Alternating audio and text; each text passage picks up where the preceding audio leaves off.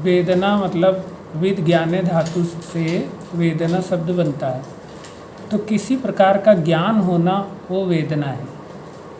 अब वेदना दो प्रकार की होती है, अनुकूल वेदनीयम सुखम, प्रतिकूल वेदनीयम दुखम। ठीक है, तो वेदना स्थापन महाकषाय में हम लोग अनुकूल वेदना का सातत्य करते हैं, यानी अनुकूल वेदना को बनाए रखते हैं और प्रतिकूल वेदना का हरण करते हैं। जो हमें दुखकारी ज्ञान हो रहा होता है उस ज्ञान को हम रोकना चाहते हैं, और जिससे हमें सुख की प्रतीति हो रही होती है उस ज्ञान को सतत बनाए रखना चाहते हैं। तो वेदना स्थापन से तात्पर्य यह है, वेदनायाम संभूतायाम ताम निहत्य शरीरम प्रकृतौ स्थापयति इति वेदना स्थापनम। नोट कर रहे हैं तो आप नोट कर लीजिए, वेदनायाम संभूतायाम ताम निहत्य शरीरम प्रकृतौ स्थापयति इति वेदना स्थापनम।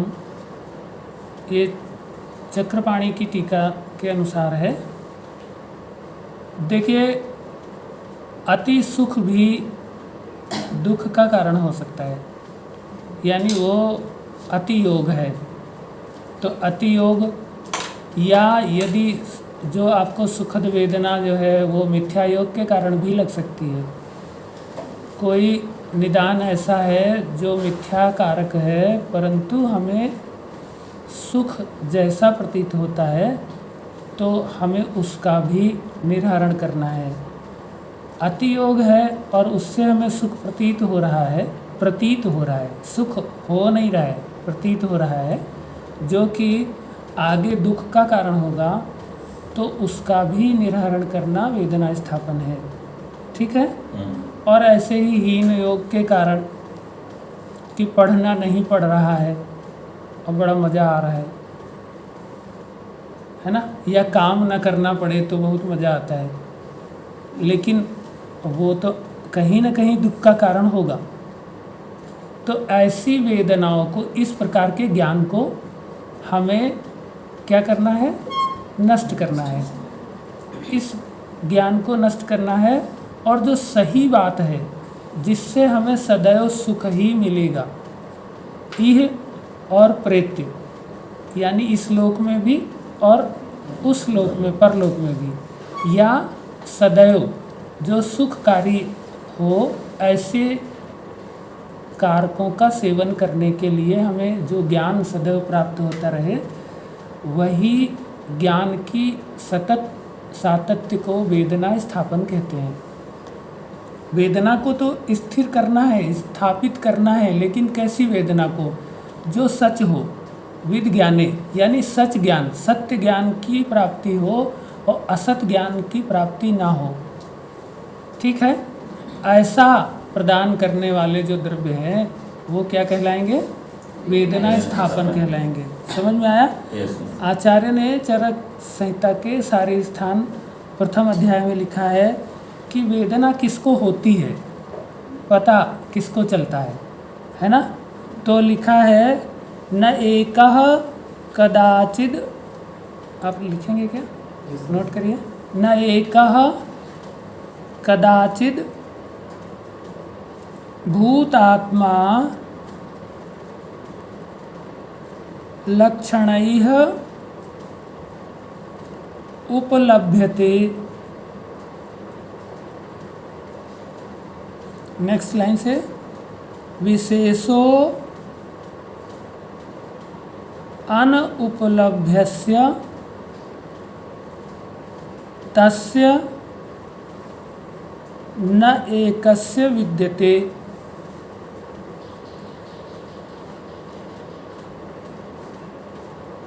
नेक्स्ट लाइन, संयोग पुरुषः पुरुषस्य इष्टो, संयोग पुरुषस्य इष्टो विशेषो वेदनाकृतः,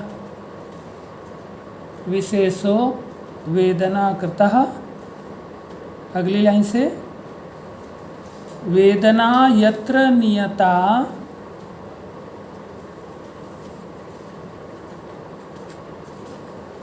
विशेषः तत्र तत्कृतः, विशेषः तत्र तत्कृतः। चरक संहिता शारीर स्थान प्रथम अध्याय और 84-85 नंबर श्लोक। यानी इसमें कह रहे हैं, न एका कदाचित भूतात्मा, जो एक भूतात्मा केवल है, यानी जो भूतों से रहित आत्मा है, केवल आत्मा है, यानी जो पंच महाभूत से रहित है, उसी को हम जीवात्मा कहते हैं। तो इसको कोई भी लक्षणों से इसकी प्राप्ति नहीं होती जब तक इस भूतात्मा में पंच महाभूतों का संयोग नहीं होता है, तब तक इस जीवात्मा की प्राप्ति लक्षणों से नहीं की जा सकती है। ठीक है? जो आपने जीवात्मा के लक्षण पढ़े होंगे पदार्थ विज्ञान में, कि बाईं आँख से देखो तो दाईं आँख से दिखता है, ऐसा पढ़ा होगा ना? कुछ हुए श्लोक याद आ रहा है? दृष्टेन सव्येन अक्षणा, ऐसा करके, और देशांतरगमन, ये सब पढ़े कि नहीं? हाँ, तो ये सब क्या है? पंचभूत संयुक्त आत्मा के लक्षण होते हैं, ना कि केवल आत्मा के लक्षण। ठीक? तो जो ऐसी अकेली आत्मा है, यानी जहाँ भूतों का संयोग नहीं है, वो निर्विकार होती है और उसका किसी भी लक्षणों से ज्ञान नहीं होता। जब निर्विकार है, कोई विकार है ही नहीं, तो हमें विकार की ही प्राप्ति होती है। फिर विकार की प्राप्ति नहीं होती, विकार नहीं होने के कारण। ठीक है ना? तो आत्मा में जो सुख दुख आदि जब विशेष नहीं होते हैं, तो फिर आत्मा को कोई ज्ञान नहीं होता। और सुख दुख का कारण उसमें जब मन और पंचभूतों का संयोग होता है, तभी आत्मा को सुखात्मक अथवा दुखात्मक किसी प्रकार का ज्ञान होता है। तो ज्ञान होने के लिए आचार्य ने कहा कि संयोग पुरुषस्य इष्टो विशेषो वेदना कृतः। संयोग पुरुष कौन सा है? जो राशि पुरुष है, 24 तत्वों वाला जो राशि पुरुष है, उसी को संयोग पुरुष कहते हैं। उसमें सुख दुख जो है ना, वो उसमें नियत है या उसमें स्थित होते हैं। और वो कैसे होते हैं कि उसी शरीर को वेदनाजन्य या तो दीनता होती है या वेदनाजन्य हर्ष होता है ना? दो तरीके की बातें हैं। या तो वेदना से आप दीनहीन हो जाएंगे, कोई ज्ञान आपको होगा, कुछ पता चलेगा, उससे आपको दुख की प्रतीति होगी तो दीन होंगे। अगर आपको हर्ष की प्रतीति होगी या सुख की प्राप्ति होगी तो आप हर्ष से युक्त हो जाएंगे। ठीक है ना? लेकिन ज्ञान तो आत्मा को होता है, शर्त क्या है कि वो अकेले ज्ञान का कारण नहीं बन पाती, उसमें संयोग पुरुष की आवश्यकता होती है। ठीक है कि नहीं? तो ये जो सुखात्मक और दुखात्मक दोनों वेदनाएं हैं, इनके अधिष्ठान दो होते हैं, एक तो मन और दूसरा शरीर। शरीर भी वेदना का अधिष्ठान है और मन भी वेदना का अधिष्ठान है। ठीक? तो वेदना स्थापन जो सत्य ज्ञान है उसको बनाए रखना है और असत्य ज्ञान का नाश करना है, या असत्य ज्ञान की प्राप्ति ना होने पाए तो आप सदैव निरंतर या चिरंतर सुख से युक्त रहेंगे। जैसे जो लोग जो है ना परम सात्विक होते हैं, उनको किसी प्रकार का दुख या सुख नहीं होता, वो परम आनंद को प्राप्त रहते हैं। परम आनंद मतलब वो आनंद है जो शरीर में या मन में किसी प्रकार का क्षोभ उत्पन्न नहीं करता। वो क्या है? परम आनंद है। यानी वो आत्मा में लीन है और वो किसी भी प्रकार से उनको कोई विकार उत्पन्न नहीं होता। विकार का मतलब है चाहे हर्ष की उत्पत्ति हो तो भी विकार है, एक क्षोभ उत्पन्न होगा, आप खुशी के मारे पागल हुए जा रहे हैं, है ना, या अगर हीनता या दीनता उत्पन्न होगी तो भी एक प्रकार का क्षोभ है ना। तो ये जो हमको कोई चीज़ गलत लगती है या सही लगती है, ये दोनों दुख का कारण होते हैं। सही लगना भी दुख का कारण है।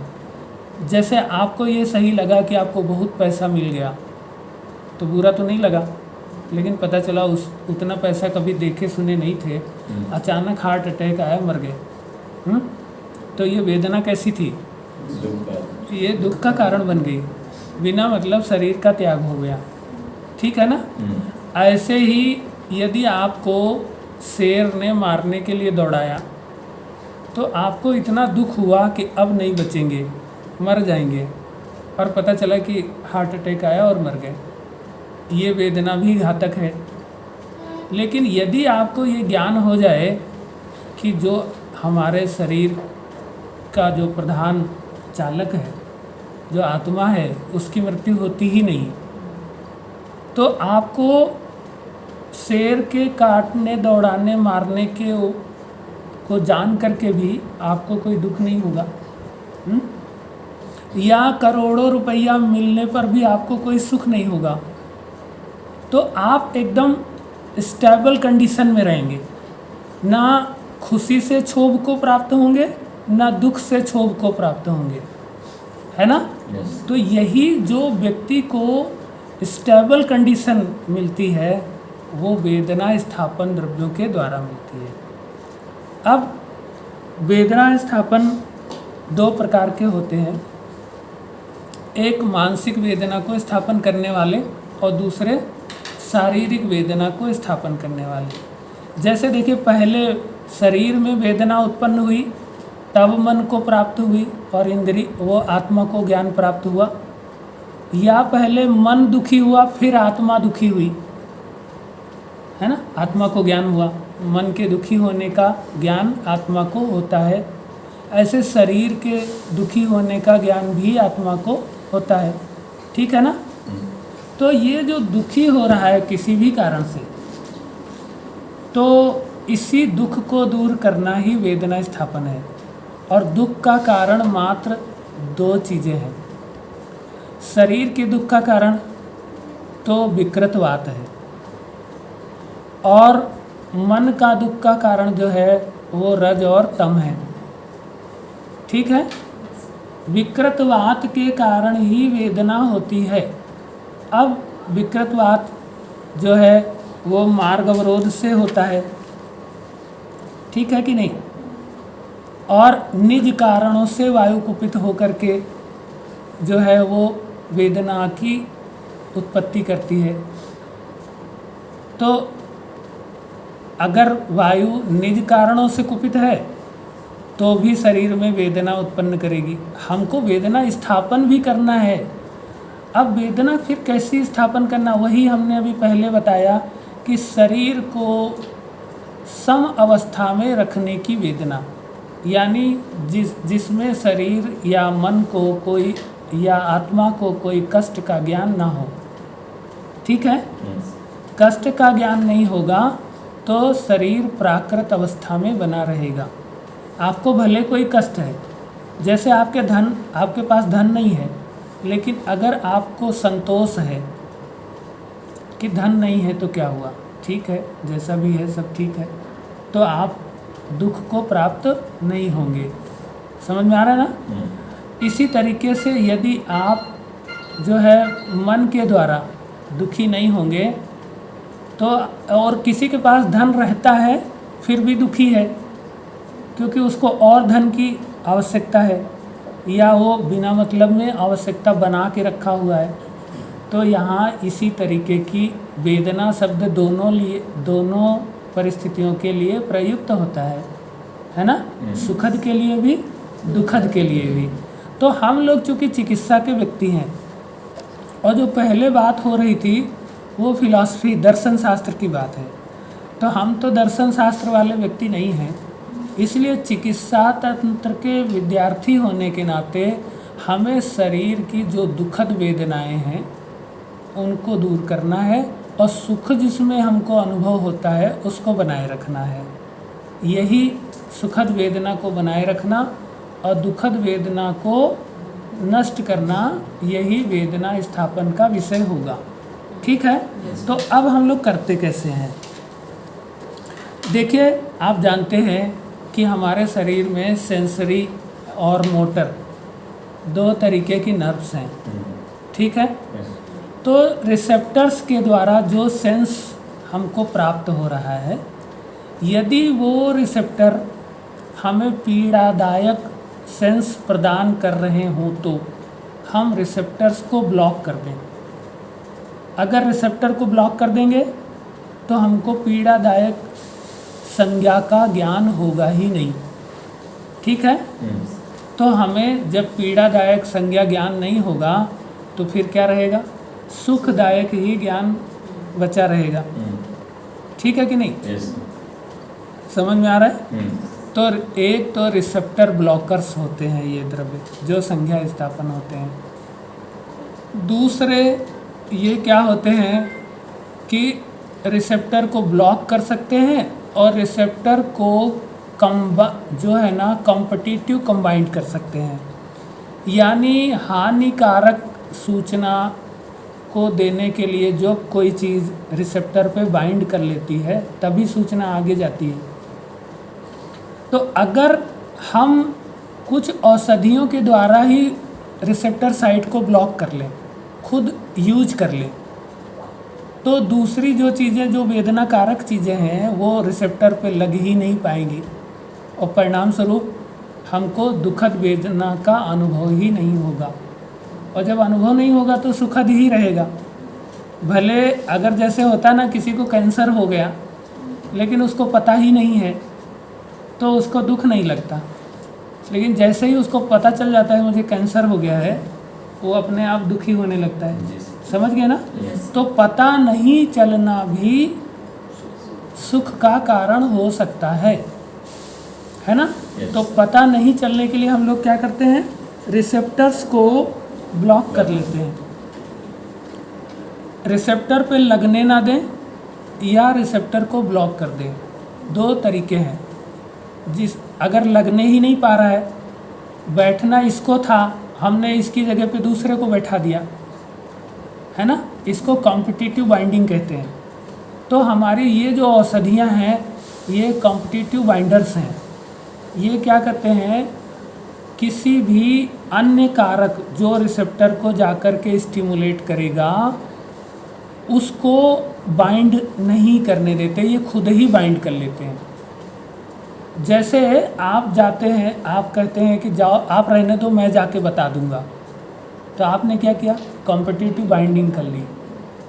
यानी वो जाके बताता तो सही बात बता देता, तो आपने उसको रोक दिया और खुद चले गए। एक तरीका ये है। दूसरा तरीका ये है कि बाइंड तो वो कर गया लेकिन उससे आगे सूचना नहीं जाने देना है ना? सूचना के गमन में अवरोध पैदा कर देना है, तो सूचना गई ही नहीं, तो गई नहीं तो ज्ञान हुआ नहीं, है ना?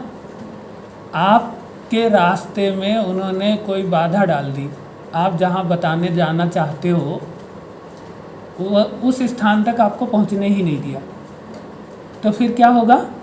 सूचना पहुँची ही नहीं। तो अगले आदमी को सूचना नहीं पहुँची तो उसको दुख या सुख कुछ भी नहीं होगा, तो मतलब दुख नहीं होगा तो सुख ही होगा, क्योंकि दोनों एक दूसरे के पहलू हैं। जहाँ दुख नहीं है वहाँ अपने आप सुख रहता है।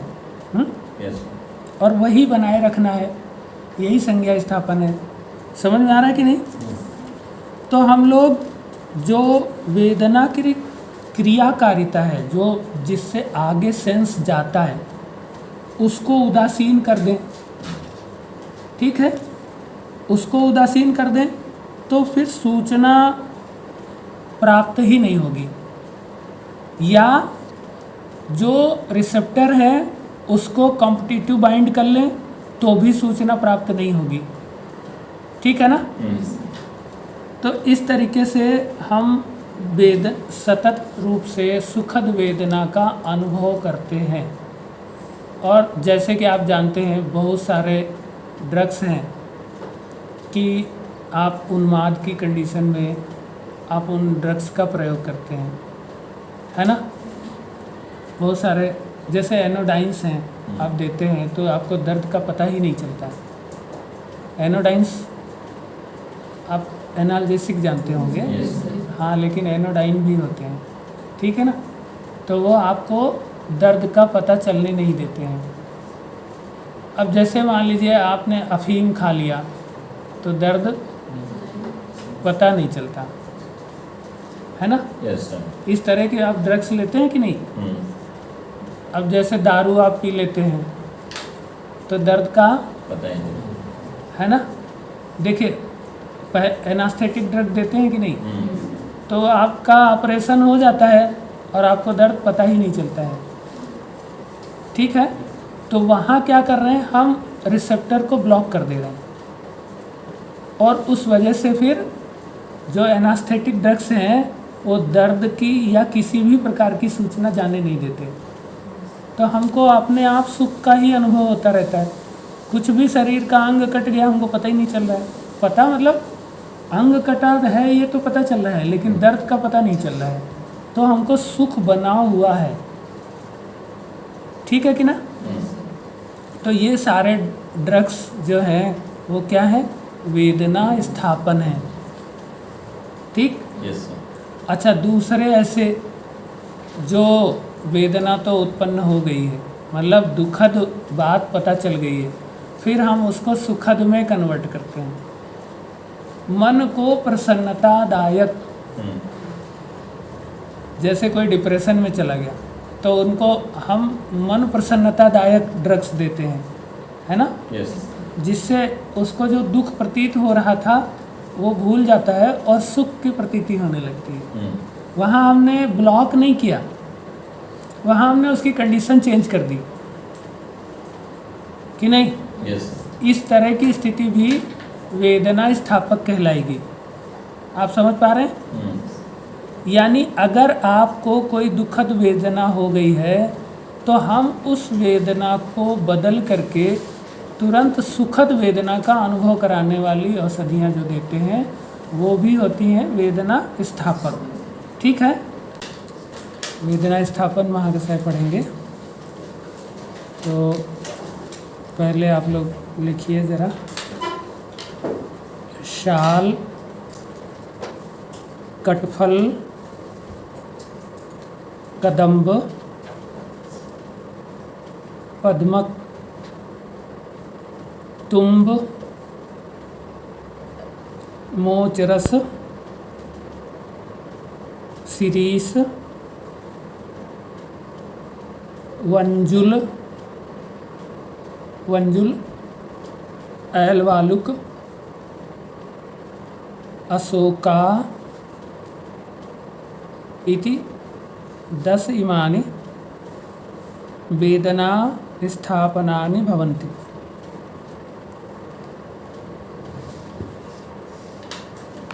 तो आइए हम लोग यहाँ जो है किस तरीके से इन औषधियों का प्रयोग करेंगे तो इनको देखते हैं। जो महाकसाय में ये जो औषधियाँ हैं, तो शारीरिक वेदना तो विकृतवात के कारण होती है और मानसिक वेदना जो है वो रजगुण और तम गुण के कारण होती है। तो हमारे इस महाकसाय में रजगुण नियामक जो औषधि है वो है अशोक। तो रजोगुण के कारण जो वेदना हो रही होती है उसमें अशोक का प्रयोग करने से शोक नहीं रह जाता। इसीलिए रावण जो है सीता को हरण करके ले गया था तो फिर वो अशोक वाटिका में रखा था। अच्छा, अशोक पेड़ में नहीं रखा था, अशोक का पेड़ तो ठीक है, लेकिन अशोक वाटिका थी, यानी जहाँ से पूरा शोक नष्ट हो जाए। ठीक है, तो शोक नष्ट करने के लिए अशोक का प्रयोग किया जाता है। ठीक है, और जो तमोगुण नियामक इसमें औषधि है वो है कदम्ब। देखिए, भगवान कृष्ण जो है कदम्ब के वृक्ष पर बैठ के बांसुरी बजाते थे, तो मोह नष्ट होता था कि नहीं? हाँ, तमोनाशक, इसलिए कोई दुख दर्द नहीं। अशोक तो वो कदम्ब वृक्ष जो है वो मोह नाशक होता है या तम नाशक होता है। ठीक है ना?